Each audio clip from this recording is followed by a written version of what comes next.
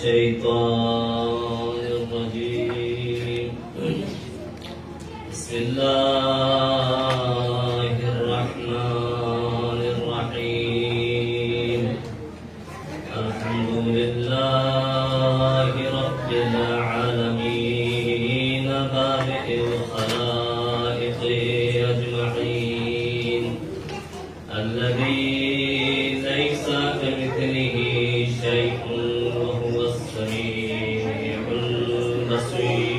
البصير والصلاة والسلام على أشرف الأنبياء والمرسلين خاتم النبيين حبيب إله العالمين سيدنا ومولانا أبي القاسم محمد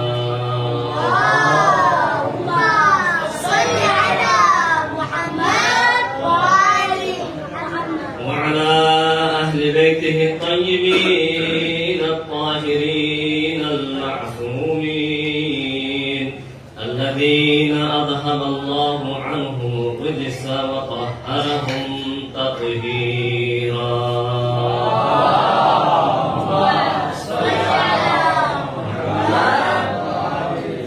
ولعنة الدائمة على أعدائهم أجمعين من الآن إلى قيام يوم الدين وبعد يوم الدين أما بعد فقد قال الله تبارك وتعالى في محكم كتابه المجيد وفرقانه الحميد وقوله الحق بسم الله الرحمن الرحيم يا أيها الذين آمنوا قوا أنفسكم وأهليكم نارا وقودها الناس والحجارة درود محمد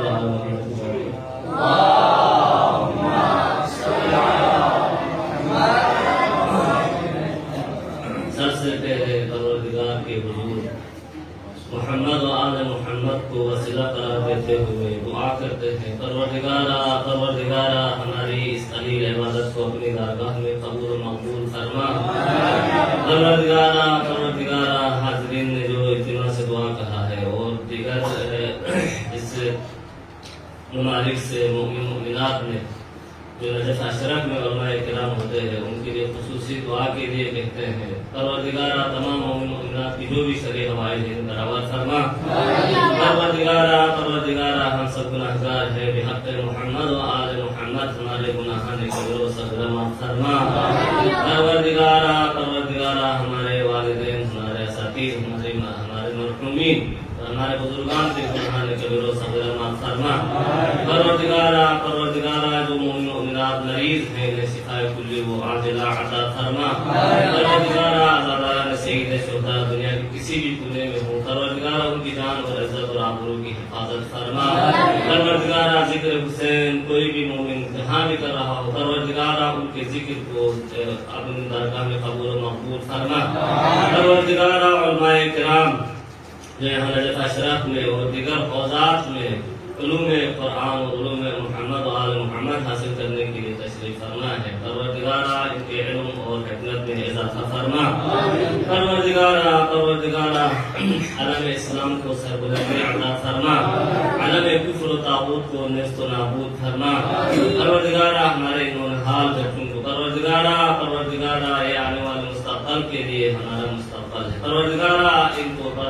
نجف اشرف مولا متقیان کی بارگاہ سے علم اور حکمت حاصل کر کے پروردگارہ صالح اور نیک قرار پانے کی توفیق عطا فرما انہیں ان کی اچھی طرح محمد و آل محمد کی تعلیمات کے ذریعے سے تربیت کرنے کی توفیق عطا فرما پروردگارہ امام زمانہ عجل اللہ تعالی فرجہ الشریف کے ظہور میں تعجیل فرما ہم گناہگاروں کو امام کے انصار و اعوان میں شمار فرما ایک مرتبہ درود پڑھے محمد و آل محمد کی ذات پر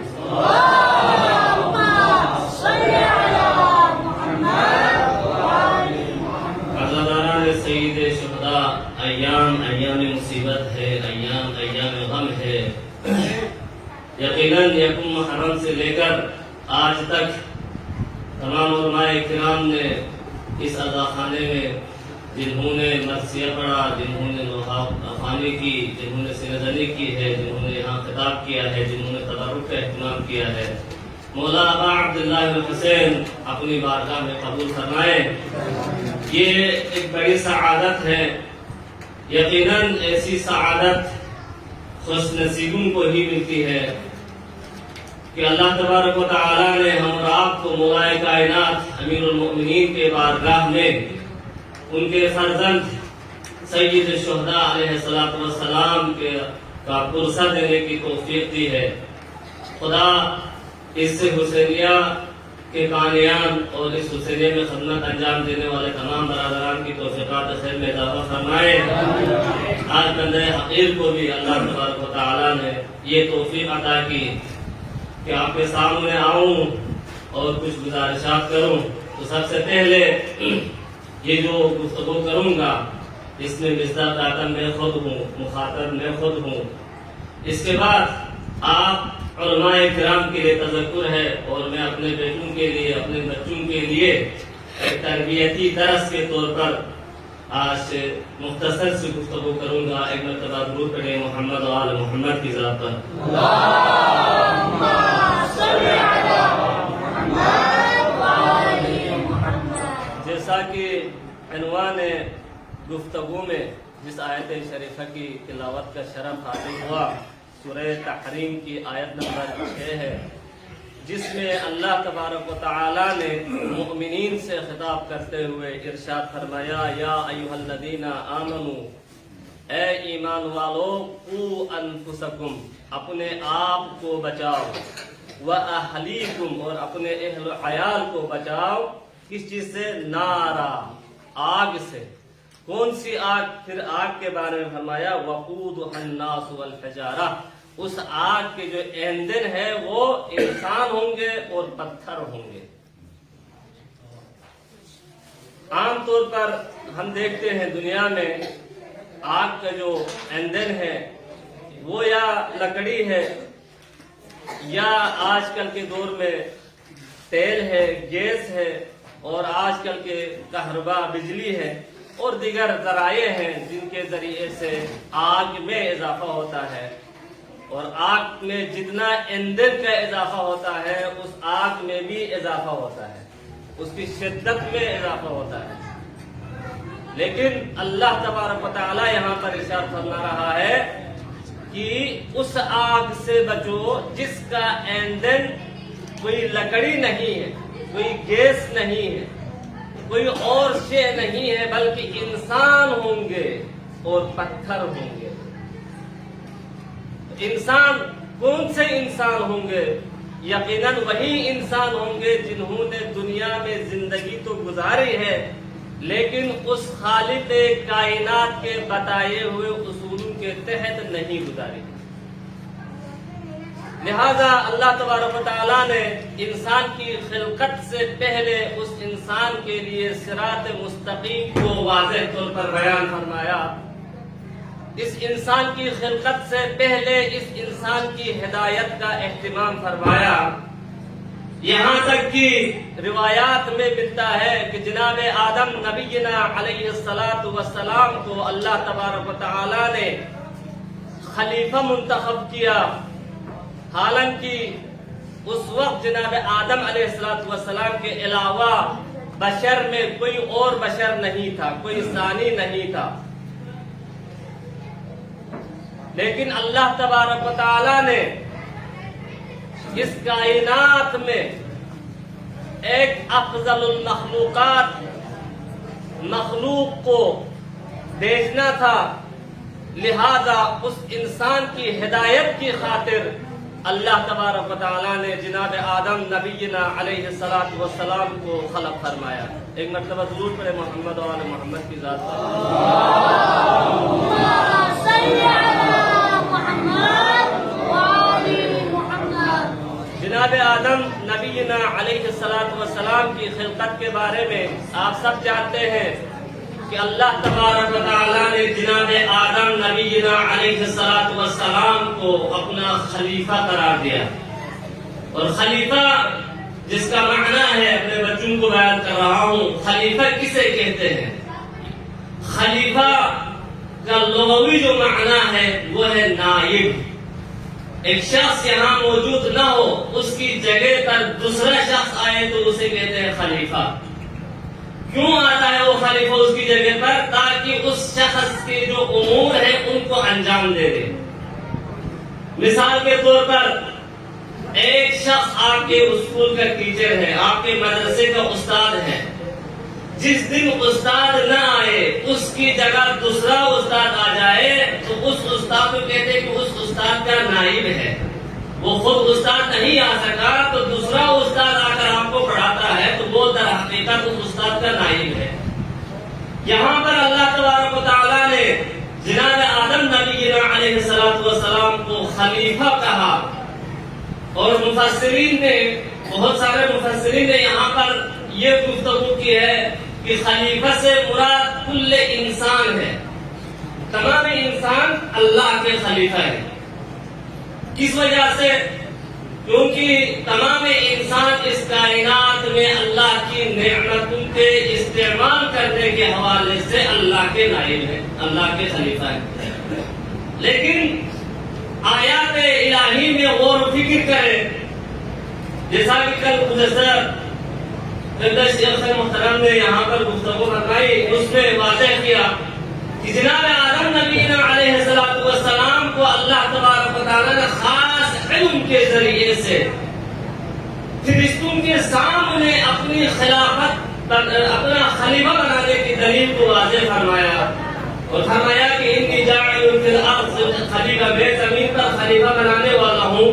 تو فرشتوں نے کہا یا اللہ آپ ایسے کو خلیفہ بنا رہے ہیں جو اس زمین پر جائے گا اور فساد لائے گا، خون بہائے گا۔ اللہ تبارک و تعالیٰ نے ان فرشتوں کو یہ نہیں کہا کہ آدم میں یہ خصوصیات ہے اس کی وجہ سے خلیفہ بنا رہا ہوں، نہیں، بلکہ فرمایا انی اعلم ما لا تعلمون، میں وہ جانتا ہوں جو تم نہیں جانتے ہو۔ اور فرشتوں کے سامنے جناب آدم نبی علیہ السلام کی اہمیت اور خلیفہ بنانے کی علت کو واضح کرنے کی خاطر جناب آدم علیہ السلام کو علم آدم الاسماء کلہا، تمام اسماء کا علم عطا فرمایا، اور فرشتوں کے سامنے آدم علیہ السلام کے علم کا امتحان لیا، اور فرشتوں کے سامنے جب آدم علیہ السلام نے ان اسماء کے بارے میں بیان فرمایا تو فرشتوں کو اپنی غلطی کا احساس ہوا اور فوراً اللہ کے حضور توبہ و استغفار کیا۔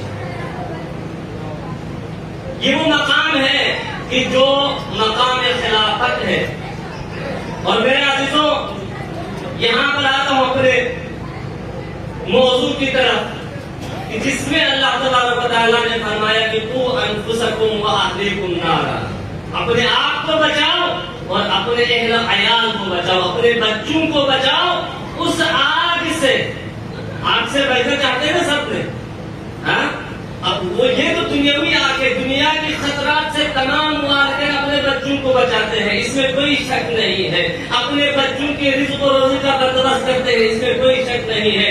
اپنے بچے بیمار ہو جائے تو ان کا علاج کرتے ہیں، اپنے بچوں پر کوئی سختی آ جائے تو خود سختیاں برداشت کر کے اپنے بچوں کی تربیت کے لیے آسانیاں فراہم کرتے ہیں۔ یہ تو دنیاوی زندگی کے لوازمات ہیں، ان میں کوئی مسلمان، کوئی کافر، کوئی ہندو، کوئی سکھ، کوئی عیسائی، یہودی کا کوئی فرق نہیں ہے۔ انسان بطور انسان یہ سارے امور کو انجام دے رہے ہیں۔ اب ہم اور آپ جو کہ مسلمان ہیں، مومن ہیں، شیعہ ہیں، ہماری کیا ذمہ داری ہے؟ ہم اور عام انسانوں میں کیا فرق ہے؟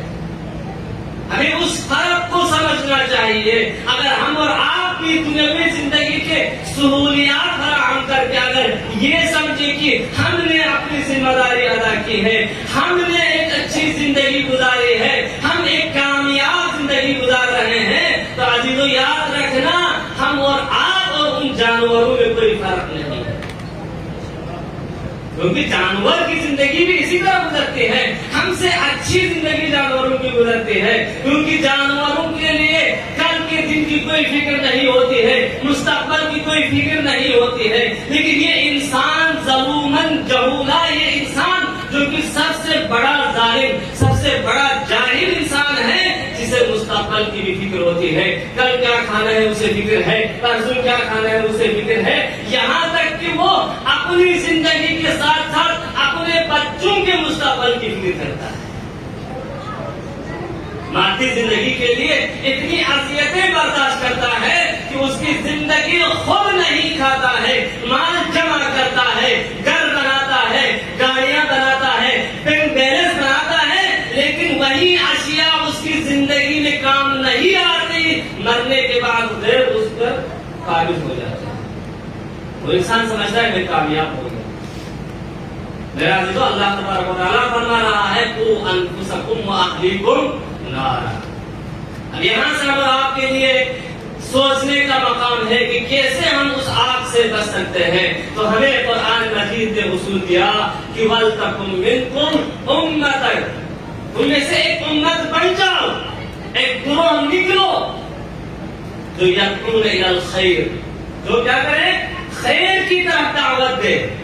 وَتَأْمُرُونَ بِالْمَعْرُوفِ وَتَنْهَوْنَ عَنِ الْمُنكَرِ، اور ساتھ میں لوگوں کو خیر کی طرف دعوت بھی دے اور امر بالمعروف اور نہی عن المنکر بھی کرے. یہاں پر گفتگو بہت ہوئی ہے امر بالمعروف اور نہی عن المنکر پر، لیکن یاد رکھیں کہ جو امر بالمعروف اور نہی عن المنکر کی جو بنیاد ہے اسے سمجھنے کی ضرورت ہے. آخر کیوں ضروری ہے امر بالمعروف اور نہی عن المنکر؟ کسی شے کی جب تک بنیاد کا علم نہ ہو، ہم شاخوں کے بارے میں گفتگو کریں تو ان شاخوں سے ہم فعلی طور پر تو استفادہ کر سکیں گے، لیکن حقیقی معنوں میں اس سے استفادہ نہیں کر سکیں گے. یہ جو امر بالمعروف اور نہی عن المنکر کی جو بنیاد ہے وہ در حقیقت انسانی محبت کے رشتے کی وجہ سے، وہ انسان جو اپنے جیسے دیگر انسانوں کو بھی کامیاب دیکھنا چاہتا ہے، اپنے جیسے انسانوں کو بھی سعادت کی زندگی کی طرف بلانا چاہتے ہیں، وہی انسان امر بالمعروف اور نہی عن المنکر کر سکتا ہے. اور امر بالمعروف اور نہی عن المنکر کے لیے ضروری ہے کہ اس کے پاس علم ہو، اس کے پاس خود پہلے سے اتنا تیار ہو کہ وہ اپنے بچوں کے سامنے ایک رول ماڈل کے طور پر پیش کرے اپنے آپ کو. اگر خود انسان جو معاشرے کے لیے مبلغ ہے، معاشرے کے لیے اپنے آپ کو عالم بنا کر معاشرے کے سامنے پیش کرتا ہے، خود عملی طور پر اگر پیچھے رہ رہا ہے تو وہ دوسروں کے لیے کیسے رول ماڈل بن سکتا ہے؟ لہذا علماء کرام کی ذمہ داری یہ ہے کہ سب سے پہلے اپنے آپ کو علم سے مزین کرے، حکمت سے مزین کرے. اور علم اور حکمت سے مزین کرنا کافی نہیں ہے، بلکہ جیسا کہ عرفاء فرماتے ہیں کہ العلم حجاب الاکبر، علم جو ہے نا وہ حجاب اکبر ہے. اللہ تک پہنچنے میں سب سے بڑا جو پردہ ہے وہ علم ہے. آپ حیران ہو جائیں گے بھئی علم کیسے حجاب اکبر ہے، کیسے سب سے بڑا پردہ اور سب سے بڑی رکاوٹ ہو سکتی ہے؟ علم کیوں سب سے بڑا یعنی رکاوٹ ہے اللہ تک پہنچنے کے لیے؟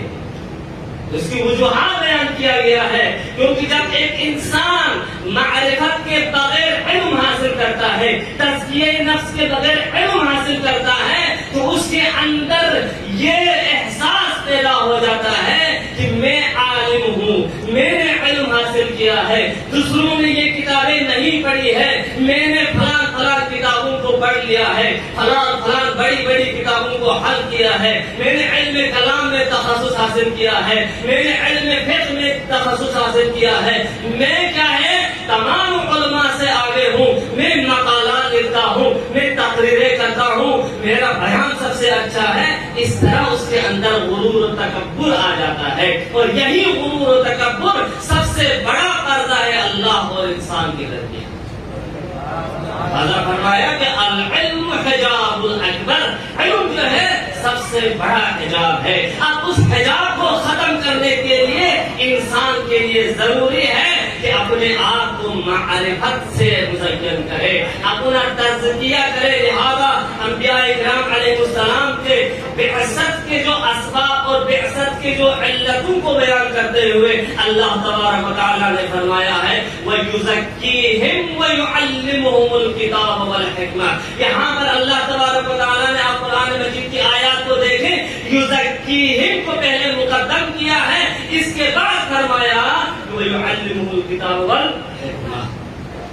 یہ انبیاء ان پڑھ اور جاہل لوگوں کے درمیان آتے ہیں اور سب سے پہلے ان کو پاک کرتے ہیں، یزکیہم ان کو پاک کرتے ہیں، اس کے بعد وہ جب پاکیزہ روح ان کے اندر پیدا ہو جاتی ہے، جب ان کے اندر ایک انقلاب آ جاتا ہے تو پھر کیا ہے وَيُعَلِّمُهُمُ الْكِتَابَ وَالْحِكْمَةَ۔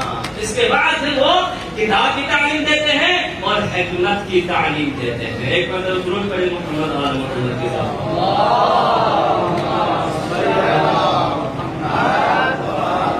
اور تزکیہ میرے بچوں، میرے نونہالوں، تزکیہ کا مطلب یہ ہے کہ انسان ان تمام رکاوٹوں کو دور کرے کہ جن رکاوٹوں کی وجہ سے انسان کمال تک نہیں پہنچ سکتا ہے۔ جیسا کہ مثال کے طور پر یہاں ایک مثال دے کر موضوع کو تمام کروں کہ ایک پودے کو جب ایک انسان ایک پودا لگاتا ہے، ایک پھول ہے مثلا ایک درخت ہے یا پھلدار درخت ہم لگاتے ہیں تو سب سے پہلے اس کے لیے زمین کو ہموار کیا جاتا ہے۔ اس کو کسی پتھر پر نہیں لگا سکتے ہیں، اسے بنجر زمین پر نہیں لگا سکتے ہیں، اسے اس جگہ پر نہیں لگا سکتے ہیں جہاں پانی نہیں پہنچ سکتا، بلکہ وہ انسان عاقل انسان دیکھتا ہے کہ میں یہ جو پودا لگا رہا ہوں اس پودے کو یہاں لگاؤں تو اس کے لیے آیا پانی میسر ہوگا، اس کی زمین اس کے لیے ہموار ہے یا نہیں ہے، اس کے لیے دیگر جو موانع ہیں آیا ان کو ہٹایا ہے یا نہیں ہٹایا ہے، ان تمام چیزوں کو دیکھ کر اگر پودا لگاتا ہے تو پھر وہ پودا کیا ہے اپنے آپ بڑا ہو جاتا ہے۔ اس کے بعد اس پودے کی حفاظت کی خاطر وہ انسان اس کے ارد گرد جو جھاڑیاں ہیں ان کو ختم کرتا ہے۔ کیوں؟ کیونکہ وہ جو جھاڑیاں ہیں وہ اس پودے کی جو کیا ہے طاقت ہے اس کو خود لے لیتی ہے، اس پودے کے لیے جو انرجی کی ضرورت ہے وہ یہ پودے یہ جو جڑی بوٹیاں جو اطراف میں نکلتی ہے بیکار قسم کی وہ لیتی ہے، اس لیے ان چیزوں کو ختم کرتا ہے کہ یہ تمام انرجی اس پودے تک پہنچائے۔ لہذا تزکیہ کا مطلب یہ ہے کہ ایک انسان کو الہی انسان بنانے کے لیے، الہی اقدار کے کمالات کے حصول کے لیے، اللہ کے فیوزات کو حاصل کرنے کے لیے علماء اکرام اور انبیاء اکرام علیہ السلام ان کا تزکیہ کرتے ہیں، ان کو پاک کرتے ہیں، ان کے اطراف کو پاک کرتے ہیں۔ اس کے بعد جب یہ دیکھتے ہیں کہ اب یہ انسان کمال کو حاصل کر سکتا ہے تو پھر وہ علمہ الکتاب والحکمہ، انہیں علم کتاب دیا جاتا ہے اور انہیں حکمت کی تعلیم دی جاتی ہے۔ لہذا ہم دیکھتے ہیں کہ کربلا کے واقعے میں ہم اور آپ کے لیے ہر قسم کے نمونے اسوہ حسنہ کربلا کے واقعہ میں نظر آتے ہیں۔ آپ دیکھیں امام حسین علیہ السلام کوئی معمولی شخصیت نہیں تھی، ایسی شخصیت نہیں تھی کہ جسے کوئی نہ پہچانتا ہو۔ سب جانتے تھے کہ امام حسین علیہ السلام نواسہ رسول ہے، سب جانتے تھے کہ جناب فاطمہ زہرا سلام اللہ علیہا کے فرزند ہے، سب جانتے تھے کہ علی مرتضیٰ کے فرزند ہے، عمر ابن سعد بن ابی وقاص، دیگر مسلمانوں کے ہاں ایک بڑا نام ہے سعد بن ابی وقاص کا، ان کا فرزند ہے عمر بن سعد۔ لیکن اسی رسول اللہ صلی اللہ علیہ وسلم کے تعلیمات کے سائے میں رہا ہے، لیکن تزکیہ نہیں ہوا تھا جس کی وجہ سے کربلا میں حسین کا قاتل بن گیا۔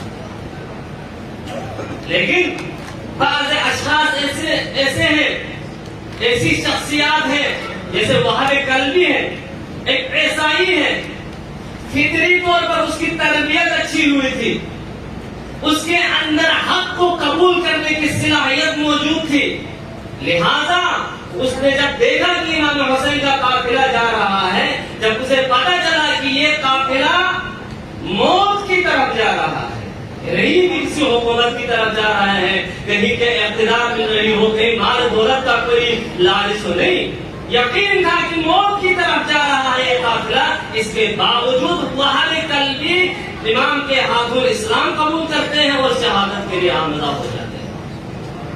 یہ وہ تزکیہ ہے کہ جس کے ذریعے سے انسان آمدہ ہو جاتا ہے کمالات کے حصول کے لیے۔ ہمارے بچوں کے لیے ضروری ہے کہ ہم پہلے اپنے بچوں کے تزکیے نفس کے ماحول فراہم کریں، اپنے بچوں کو وہ ماحول فراہم کریں کہ اس ماحول میں یہ لوگ بڑے ہو کر عالم بن جائے، فقیہ بن جائے، عارف بن جائے۔ اگر عارف نہ بن جائے، معرفت کے بغیر اگر کوئی فقیہ بن جائے تو ممکن ہے اس کی فقاہت اسے گمراہ اور اسے جہنم تک لے جائے۔ معرفت کے بغیر عالم بن جائے تو اس کا علم اسے جہنم تک پہنچا سکتا ہے۔ اب آتے ہیں کربلا میں حبیب ابن مظاہر، مسلم ابن اوسجہ، بڑے بڑے فقہا حبیب ابن مظاہر کے لیے جب امام حسین علیہ السلام نے خط لکھا تو وہاں یہ عنوان لکھا تھا الی رجل فقیہ حبیب ابن مظاہر الاسدی۔ امام وقت کا حجت خدا کسی کو فقیہ کہتا ہے تو اس کی کیا اہمیت ہوگی، وہ کتنے بڑے فقیہ ہوں گے۔ میرا عزیزو، حبیب ابن مظاہر ہم اور آپ کی طرح عام انسان تھے، مگر معرفت اور تزکیہ نفس میں اس مقام پر پہنچے ہوئے تھے کہ آخری وقت میں امام کے ساتھ دینے کے لیے پہنچ جاتے ہیں۔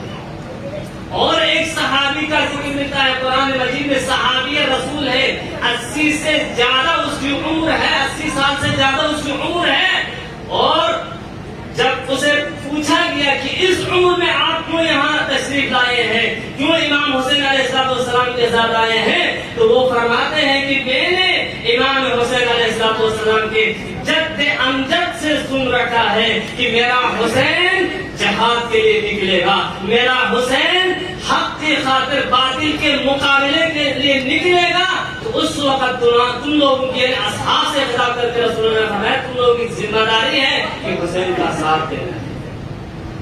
اب یہ صحابی رسول اللہ کے اس ایک فرمان کو یاد رکھ کر کربلا میں پہنچ جاتے ہیں، اور لکھتے ہیں مؤرخین نے، مکتب والوں نے لکھا ہے کہ جب میدان کی طرف جا رہے تھے تو اپنی جو پلکیں ہیں اتنے بزرگ ہو گئے تھے کہ یہ پلکیں کیا ہے، بڑھاپے کی وجہ سے نیچے آنکھوں پر آ رہے تھے، ان کے گوشت لٹک گئے تھے، تو اپنے رومال سے اپنے گوشت کو باندھ کر میدان کی طرف نکلتے، یعنی اس عمر میں پہنچ کر جہاد کے لیے آمدہ ہوتے ہیں، بلکہ جوانوں سے بڑھ کر کیا ہے وہ جہاد کرتے ہیں۔ لیکن سامنے عمر سعد اپنی جوانی کے اس عروج پر نظر آتے ہیں، لیکن گمراہی اور بدبختی میں اپنی مثال آپ بن چکے ہیں۔ حالانکہ یہ عمر سعد جنگ صفین وغیرہ میں امیر المؤمنین کے ساتھیوں میں شمار ہوتے ہیں۔ ایک مرتبہ درود پڑھتے ہوئے تھوڑا آگے آگے تشریف لائے تاکہ پیچھے آنے والوں کے لیے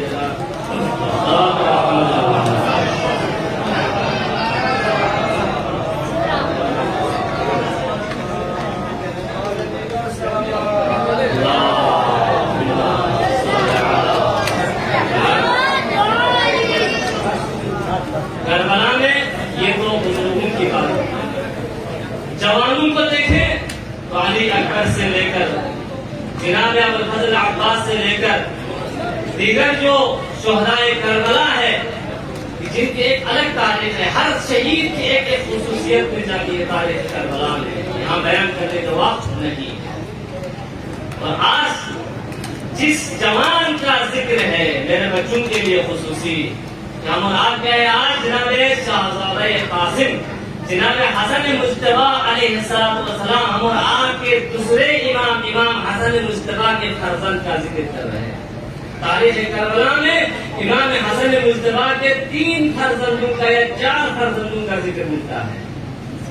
ایک قاسم ہے، ایک عبداللہ ابن حسن ہے، ایک ابوبکر ابن حسن ہے، اور دوسرا حسن ہے مثنیٰ ہے۔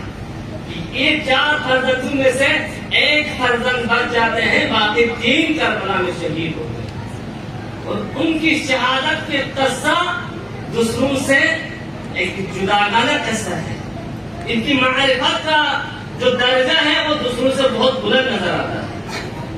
جناب عبداللہ ابن حزم کے بارے میں مقتل میں لکھا ہے کہ جب امام حسین علیہ السلام زمین کربلا پر تشریف لاتے ہیں تو امام حسن مجتبیٰ کے فرزند عبداللہ خیمے سے نکلتے ہیں.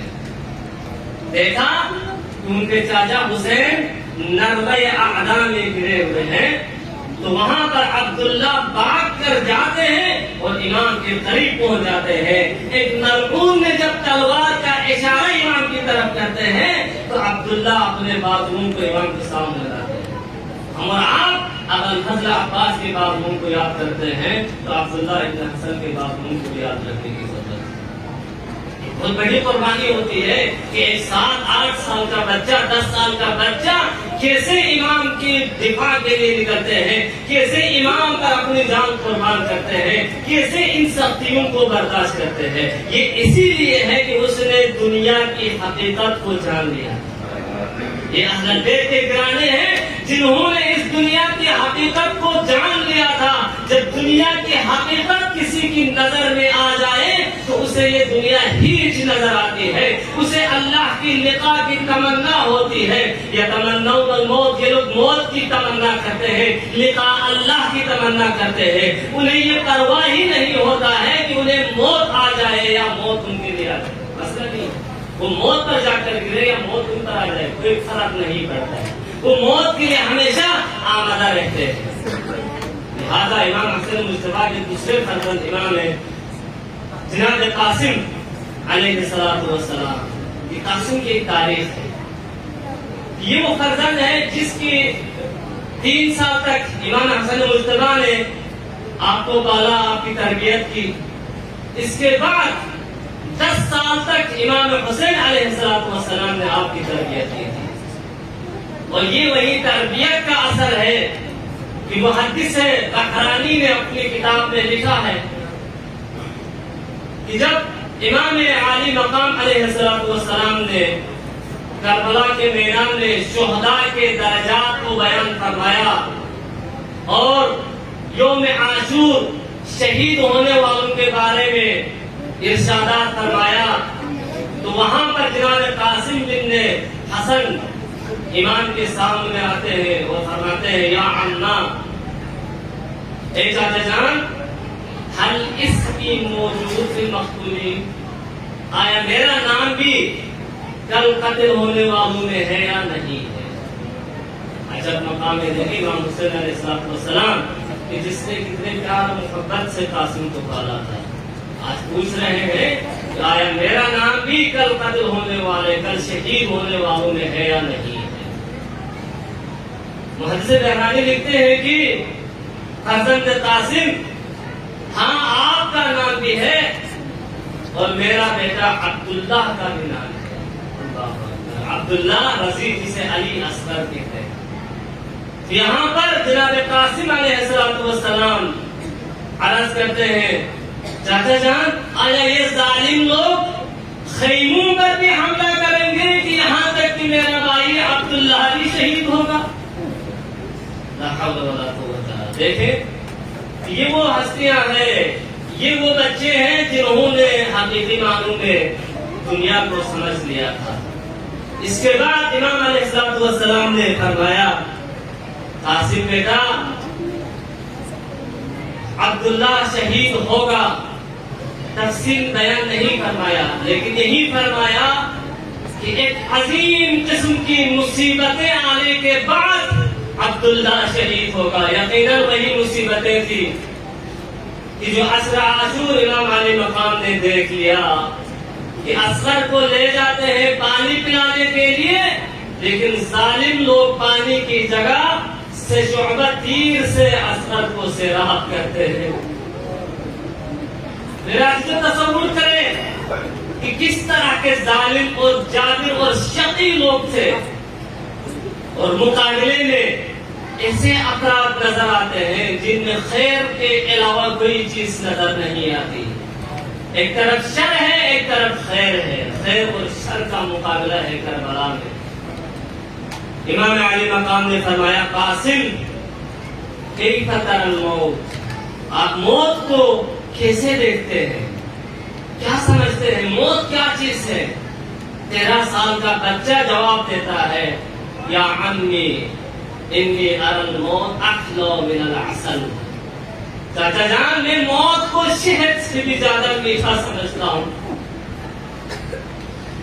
اس عمر میں موت کے لیے آمدہ نظر آتے ہیں کیونکہ یہ اہل البیت کے گھرانے سے تعلق رکھتے ہیں، یہ حسن مجتبی کے وارث ہے، یہ حسین کا پروردہ ہے، یہ حسین نے تربیت کیا ہے اس فرزند کی۔ جب عصر عاشور تمام اصحاب و انصار ایک ایک ہو کر شہید ہو جاتے ہیں، بنی ہاشم کی باری آتی ہے تو یہاں پر جناب قاسم بھی اپنی شہادت کے انتظار میں بار بار اپنے چاچا کے سامنے اپنے آپ کو پیش کرتے ہیں، مگر حسین اجازت نہیں دیتے ہیں۔ ایک وقت آتا ہے امام علیہ السلام کے سامنے آ کر ایک غمگین انداز میں فرماتے ہیں چاچا جان آپ نے فرمایا تھا کہ میرا نام بھی شہدائے کربلا میں موجود ہے، اب تو مجھے اذن دیجیے۔ اس وقت نقاتل میں لکھا ہے، کسی بھی مقتل کی کتاب اٹھا کر دیکھے میرے عزیزوں کہ کسی نے نہیں لکھا کہ امام نے عباس سے ودا کرتے ہوئے اتنا رویا کہ بے ہوش ہو گیا، اکبر سے ودا کرتے ہوئے یہی نہیں لکھا کہ امام بے ہوش ہو گئے۔ صرف قاسم ہے کہ یہاں پر لکھا ہے کہ دونوں باپ بیٹے نے ایک دوسرے کو گلے سے لگایا، یہاں تک کہ رو رو کر دونوں بے ہوش ہو کر زمین کربلا پر گر جاتے۔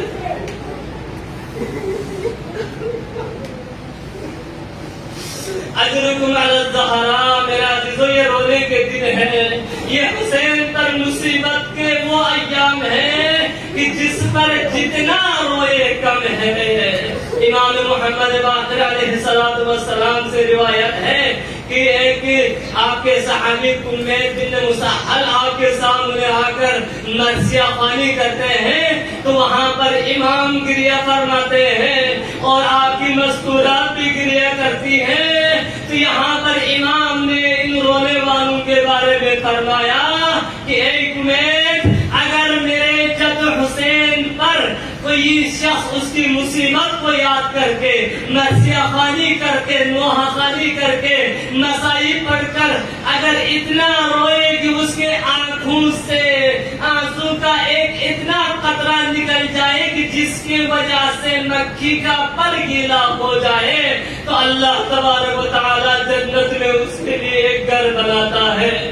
میرے عزیزو یقیناً حسین پر رونا عبادت ہے، حسین پر رونے سے آپ اور میری نفس کی پاکیزگی ہوتی ہے، انسان کے گناہ دھل جاتے ہیں۔ میرے عزیزو قاسم نے اجازت مانگی، اجازت نہیں ملتی ہے، آخر میں جب امام کے سامنے قاسم نے ایک ایسی دلیل پیش کی کہ امام مجبور ہو جاتے ہیں اور قاسم کو جہاد کے لیے آمدہ کرتے ہیں تو مقتل میں لکھا ہے کہ جناب زینب سے فرمایا بہن زینب مجھے میرے بھیا حسن مجتبی کا جو صندوق ہے وہ لے کر آئے۔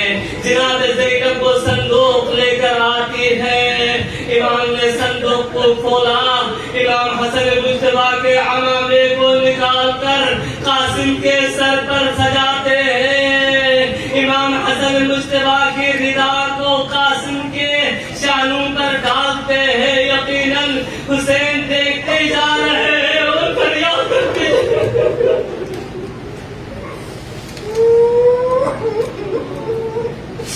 مقتل کے جملے ہیں کہ جب قاسم کو میدان کی طرف بھیجتے ہیں تو حسین نے عمامے کے ایک پلو کو 2 ٹکڑوں میں تقسیم کیا اور قاسم کے آدھا چہرے کو چھپا دیا۔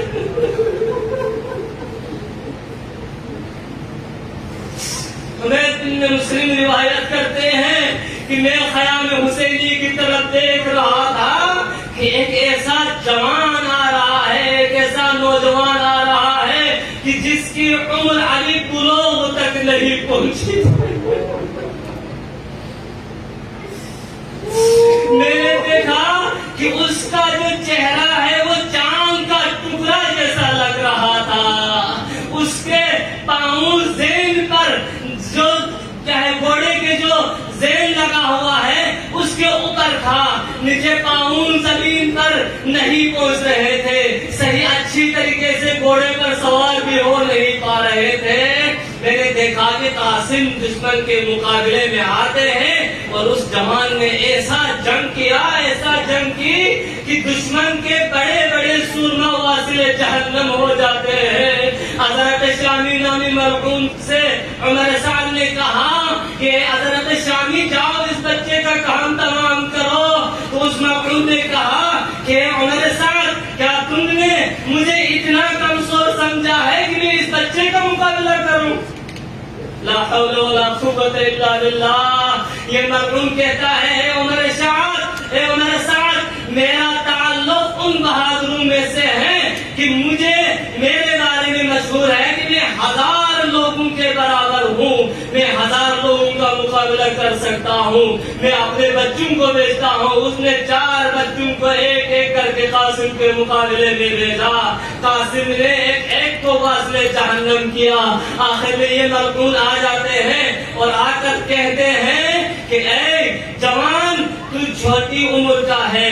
مجھے لگتا ہے ابھی تیری عمر اتنی نہیں ہے کہ تو دنیا سے چلا جائے. جاؤ واپس جاؤ تاکہ تیری ماں تیرے غم میں نہ روئے. اس وقت قاسم کے یہ جملے مقاتل میں لکھا ہے کہ اے بدبخت تیرا یہ کلام پہلا کلام نہیں ہے بلکہ تجھ سے پہلے میرے جد امجد امیر المومنین کے لیے یہی بات عمر ابن عبدود نے بھی کہا تھا. آؤ اگر مقابلے میں آنا ہے تو وہ علی کا میں بھی علی کا پوتا ہوں. میں بھی علی کا فرزند ہوں. یہ کہہ کر قاسم نے اس مرحوم پر ایسا حملہ کیا کہ وہ واصل جہنم ہو گیا. یہ دیکھنا تھا کہ چاروں طرف سے دشمن آ ڈالے قاسم پر.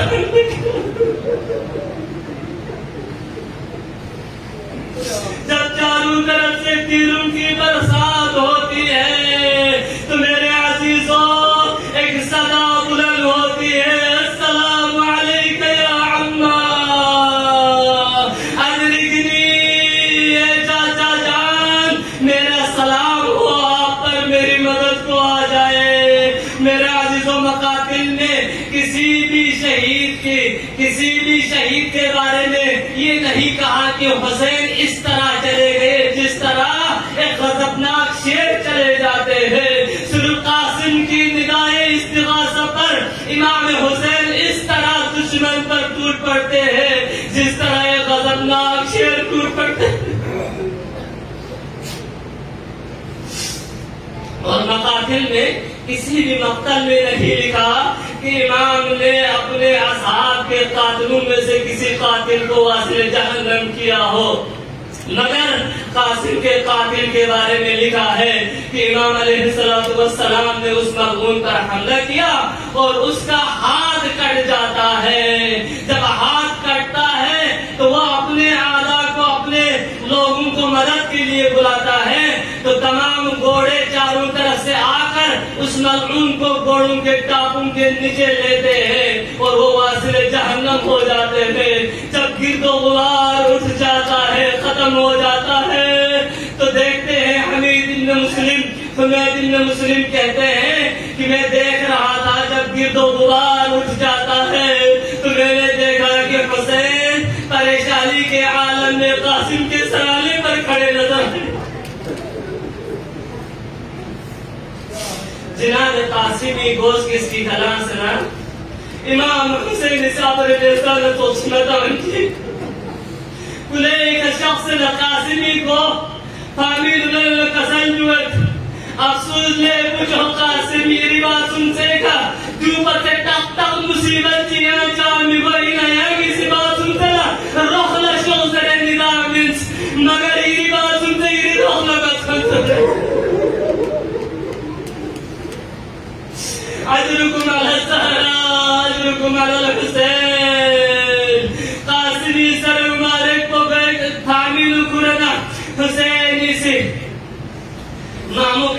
استرسالة قاسم روح مبارك کو پرواز بانا حمید دل مسلمی سے زرد ماسلتانا قاسم قرآن جنت وقتانا تمثل حسینی سے خیمہ غیر لك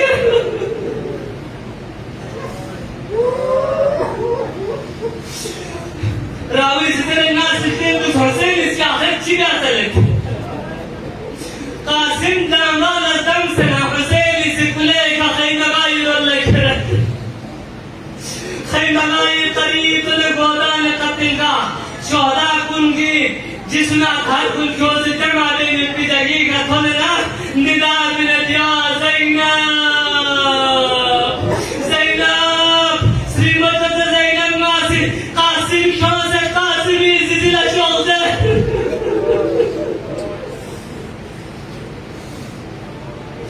جناب زینب نے جناب ام کربلا دیگر مستورات ان کا